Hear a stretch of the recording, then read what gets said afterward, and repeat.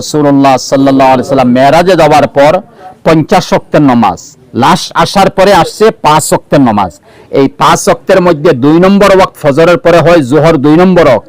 এই 2 নম্বর ওয়াক্তের নামাজ ইব্রাহিম এবং ইসমাইল আলাইহিস সালাম মিনার মাঠের মধ্যে কুরবানি দেওয়ার পর যে সওয়াবের মালিক বনছেন, বুঝে আসছো কথা? আর আল্লাহ পাক খলিল যে বানাইলেন, এই মতো সওয়াবের মালিক উম্মতে মুহাম্মদী বনবে। নবীজিকে আল্লাহ বলছেন তোমার উম্মতের জন্য এই 4 রাকাত নফল নামাজকে আমি জোহর বানাইয়ে দিলাম। বুঝে আসছো কথা? এই 4 রাকাত জোহরের 4 রাকাত নফল নামাজ ছিল, শুকরিয়াতার নামাজ।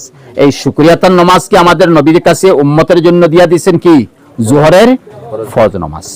তো এই জোহরের ফরজ নামাজ আমরা আদায় করলাম, যে এটা ইব্রাহিম এবং ইসমাইল আলাইহিস সালাম মিনার মাঠের মধ্যে আদায় করছে। এখন কিছু এই প্রসঙ্গে বলি, তারপরে ইনশাআল্লাহ মেইন উদ্দেশ্যের মধ্যে যাব। প্রথমত হইল কুরবানি আমাদের উপর যদি ওয়াজিব হয় বা কেউ ওয়াজিব নাই কুরবানি দেওয়ার ইরাদা করছেন, তাহলে আগামী কাল পর্যন্ত আপনি নখ চুল কাটতে পারবেন।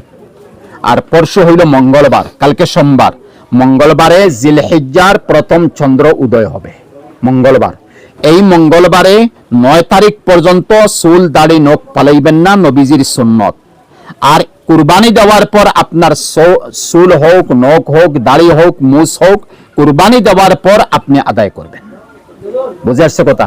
এই মুর্দা সুন্নত যেন আমরা চিন্তা করি, এটা সুন্নত, ওয়াজিব ফরজ নয়, এটা একটা সুন্নত।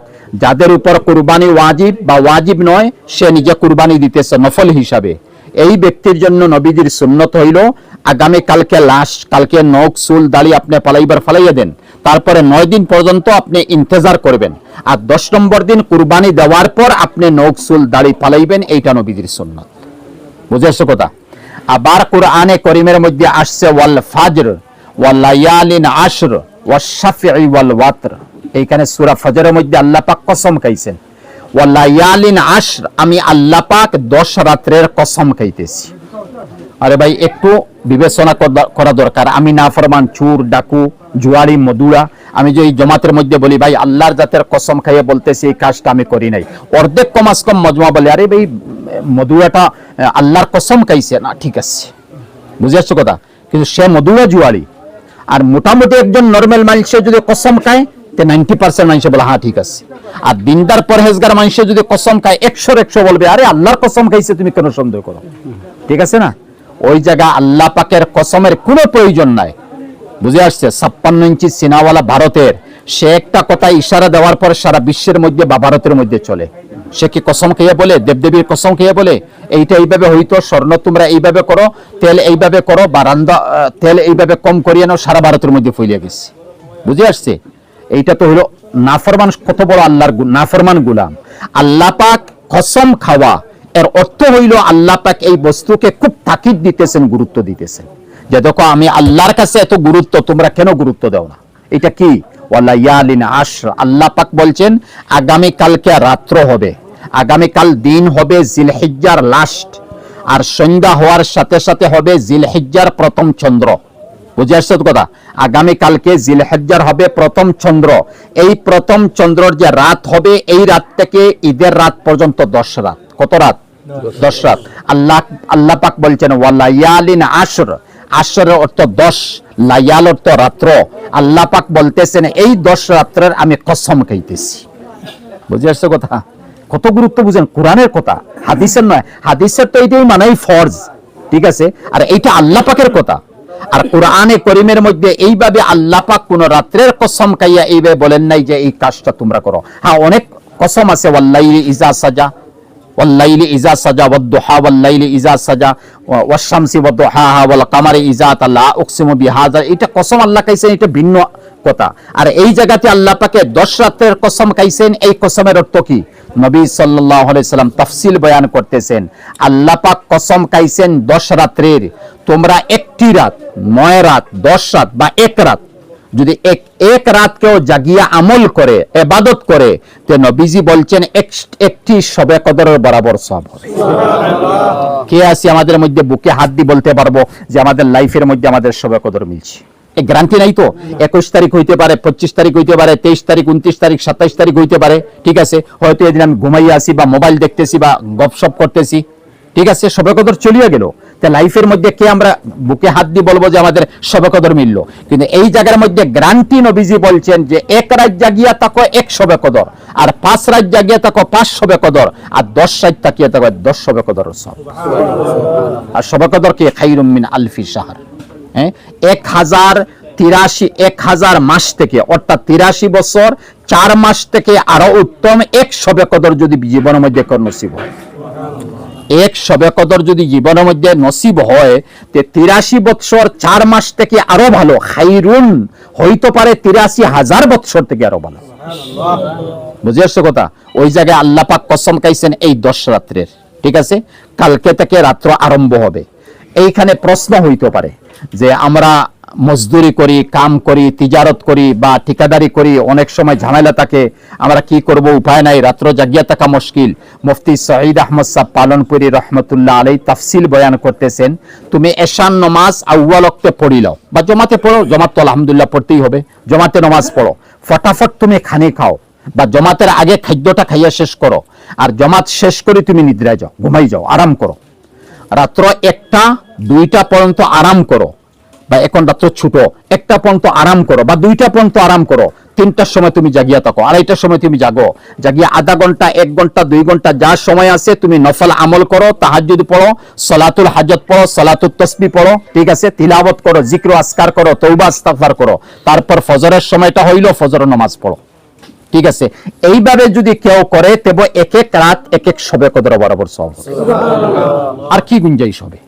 1 রাত কি হবে? 1 শবে কদর বরাবর সওয়াব হবে। এইটা হইল 10 রাত। 10 রাত্রের মধ্যে আরেকটি রাত আছে না, 10 নম্বর রাত্র কোনটা? জিলহিজ্জার। এইটা হলো ঈদের রাত। এটা কি? ঈদের রাত। ঠিক আছে, ঈদের রাত। এই ঈদের রাত্রের মধ্যে কেউ যদি ইবাদত করে, তে নবী সাল্লাল্লাহু আলাইহি সাল্লাম বলছেন কাল কিয়ামতের দিন, এই খুতবার মধ্যে থাকে, ঈদের খুতবার মধ্যে, কাল কিয়ামতের দিন যাদের দিল মুর্দা হবে এদের সাথে সে থাকবে না, তার দিল সেই দিন মুর্দা থাকবে না, জীবিত থাকবে, আল্লাহ পাকের রহমত থাকে, দয়া থাকবে, নবীর শাফাত নসিব হবে। ঈদের রাত্র যদি কেউ জাগিয়া থাকে, আমাদের সম্মুখে ঈদের রাত্র আসতেছে 9 জিলহিজ্জার পর। ঠিক আছে, আবার 9 জিলহিজ্জা আমাদের মধ্যে আসতেছে, এত ভালো এক আমল বৎসরে একবার আসে, সেইটা হইল আরফা। সেইটা কি? আরফা। আমাদের আরফা হবে যেমতো আগামী কাল, আর সৌদি আরবে আরফা হবে আজ। বুঝে আসছে কথা?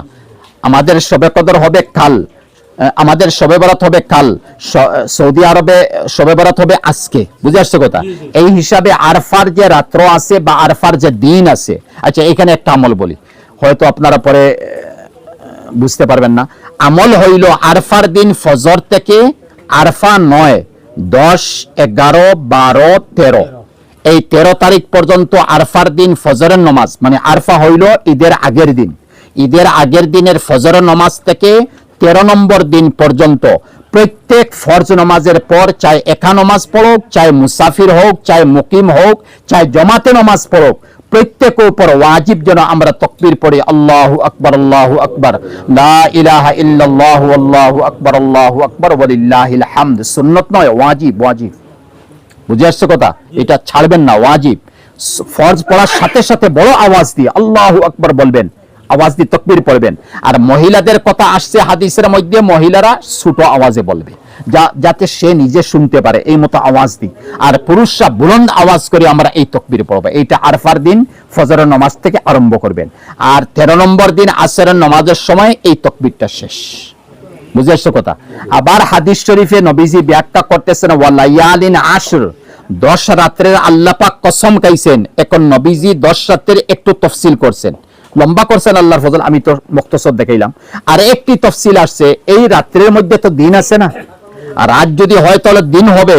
নবীজি বলছেন এই 10 দিনের মধ্যে 9 দিন, কারণ ঈদের দিন রোজা রাখা হারাম, ঈদের দিন রোজা হারাম, রমজানের ঈদের একদিন রোজা রাখা হারাম, পরের দিন থেকে আপনি নফল রোজা রাখতে পারেন, রমজানের ঈদের পরের দিন থেকে।